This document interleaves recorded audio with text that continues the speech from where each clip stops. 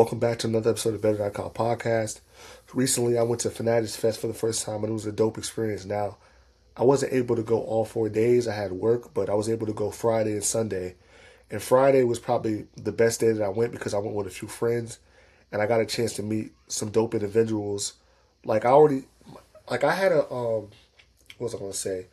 I already had in my mind that I was going to meet Tim Tebow. I paid to take a photo with him, and that was pretty dope. But I wasn't expecting the people that I ended up meeting that were there, like Infamous Casey, Switch Cultures, the Kid Gowie, and a few others. It was dope seeing people like that just because I admire them. They took a chance on themselves and they used the internet to their advantage. They used social media apps to their advantage. They were able to make money off of it, get partnership deals. Excuse me, able to create their own content, become their own boss. And I respect people like that because they're taking a chance. And it's a lot of people in this world that don't do that. And it was just nice to have a conversation with people like that. And for however long we had it, it wasn't too long because I know that they're moving and shaking. They're moving around. So just to meet them for a quick second and have a conversation with them was dope. All in all, it was ran pretty well. The energy was good. Being around that many sports fans in one space was dope. There's nothing really like it in my personal opinion. Now, like I said, it was my first time, but I've been to different conventions with like sports related, and it's not none of them have ever compared to that and had that magnitude of people to show up. It was nice to see like fans from rival teams argue with other fans from other rival teams, and it was dope to see live tapings of ESPN, live tapings of the Pivot podcast, seeing these people in the flesh because for a lot of us we only know them on the screen, not actually seeing it live because they work within the studio. Fans can't physically be there, so it was nice to see them come out and really like cater to the fans and be able to be like reachable to us. I would definitely go again. Michael Rubin, you did the thing with that. I love the idea, the concept that you came up with it, saying like how he was a young sports fan and growing up he never had conventions like this before, and Comic Con has this thing, and other platforms have their cons, and sports has never been given a platform to have something like this. So to see it come to fruition is dope. I think this might have been its third year in existence, fourth year in existence. But I was telling my boy, I'm like, hopefully this can go on for however many years it can, and if so, I'm gonna try.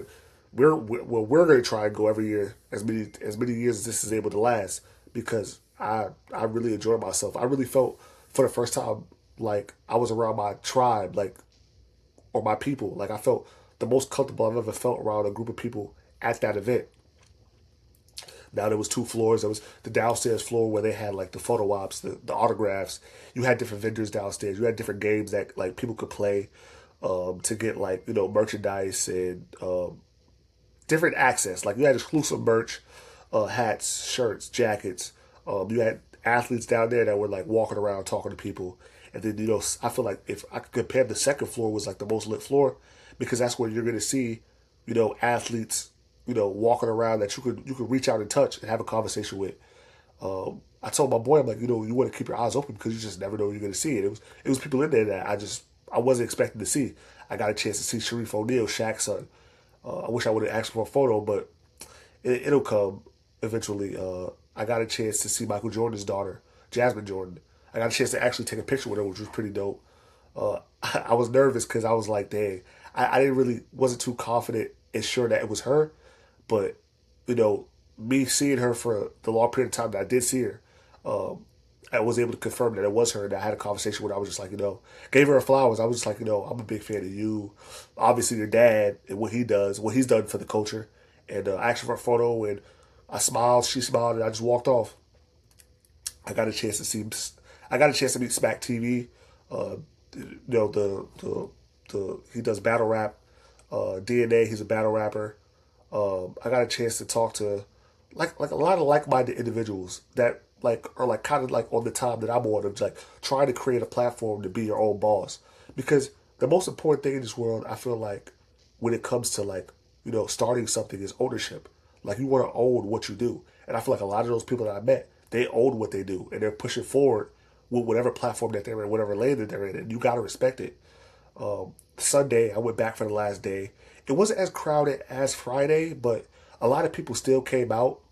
I got a chance to see Grant Williams, the power forward for the Hornets, who used to play for the Celtics. I got a chance to dap him up. He was at one of the sides with like the card shows and stuff like that, where they were like trading cards and stuff like that. Excuse me. I got a chance to watch a live taping of the Pivot podcast with Fred Taylor, Ryan Clark, and Shannon Crowder. They had Tiffany Haddish was the guest, so I got a chance to listen to in on her story about her upbringing, and then when that show ended, they came down and they signed autographs. I ended up bringing my Florida Gator T-shirt, and Fred signed it, Shannon Crowder signed it. That was pretty dope. I got a chance to meet Clifford Taylor. He used to play for the Florida Gators. Now he's like a content creator. That was pretty dope. I got to chop it up with him, talk about Florida football and stuff like that. Where's it going? The good times, the bad times, and we just had a quick conversation. I don't try to hold people up because I know that these people got like a busy schedule and they got a lot of people that they're trying to meet. But for whatever period of time that we had, it was dope just to pick their brain on certain things. But all in all, like it was just a lot going on in there. Like you had different activation zones where like you had like the Dick's Sporting Goods zone, you had Mitchell and Ness, you had Starbucks, they had like a little basketball, well not little, but they had a basketball court in there, like a half court in there, where fans could go on and shoot shots. Ron Harper was there. Travis Scott performed, so that was lit. When he got on stage, that's when everybody literally stopped what they were doing, and they were just tuned in to what he was doing. Because if you ever been to a show, which I've never been, but I've watched like on the internet and stuff like that, I've heard about it. My friends have been there to one of his shows. He just controls the whole crowd, and his music is very like the word. It gets you lit, like it gets you hyped, and a lot of people was getting hyped. They were bummed when he stopped performing and he had to get off the stage, but it is what it is. Michael Rubin came out, was just thanking the fans for showing up. I think he said over 200,000 people showed up, which is pretty dope. It showed him and the world just like, and the people that was in there, how much people really love sports, whether that's baseball, soccer, football, basketball, all different types of sports. You had all different type of walks of life in there. Even like the World Cup final was Sunday, so what they did was they turned all the TVs in there, any TV that was in there, they turned the game on so everybody was stopping what they was doing to watch the game. So that was pretty dope. I got a chance to run into some people that I've seen around the city a few times, and it was nice to see them. I got to see, like, I got to talk to Spicy. He's basically like an announcer for street ball around the city. So I got a chance to talk to him about like his podcast stuff like that, and I was just getting some pretty positive feedback. Like I said, it was just cool to see these people outside in the flesh and really come out, because a lot of these content creators don't live in New York. They live all over the country, literally all over the world. So for them to come all the way to New York City and be in one building and for me to see them was dope, man. Shout out Michael Rubin, shout out Fanatics.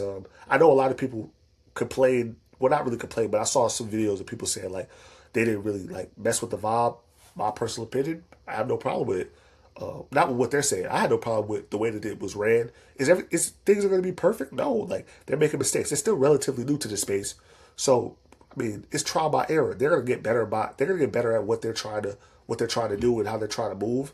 And next year won't be perfect either. But you just have to just roll with the punches and just appreciate events like this happening, because these don't happen all year round. Like we have to wait a whole year for this to come back, and I'm excited right now. And it's been gone for what, 4 days since it ended, and I'm like, bro, I can't wait till next July. Like, I wish I could pre buy my ticket now just for the event for next year. That's how excited I am about going. It was just nice to see like different celebrities and stuff like that you wouldn't normally see in those spaces. I felt like as a fan, the fan in me, just to just to like they even had a setup for the 40/40 club, so like all the celebrities could go and party. Like Shaq was there, LeBron was there, Draymond Green was there, Michael Rubin was there, Travis Scott was there, Tom Brady was there. It was just dope to see those people come out, because a lot of those people have busy schedules. They don't have to be there. Like they could be anywhere in the world, and they chose to be in New York City for 4 days around us. So I'm appreciative and grateful for stuff like that as a fan, and it just lit a fire under me that I just got to go harder with this channel. Like I've been inconsistent, and I got to be more consistent, especially if I want to take this serious, because I honestly feel like I belong in this space. Like, I feel like this is where I belong. Like, being around those people that I met, it just made me more motivated to like keep going with this because I could easily not easy. I don't want to say easily because I'm not disrespecting what they do because this is hard. This is not an easy thing to get into. For some people, they feel like it's oversaturated. I feel like I have a lot to say. I feel like I have a lot to give in this space. So that's why I enjoy doing these videos. But being around those people, it just made me think like I could do it. Like, why can't I? Who's to say I can't do it? Like, I have the utmost confidence in myself that this could be my thing. Like, this could be my full-time job. It's like I said, it's all about consistency, faith, and just putting the work in, and everything's gonna work out.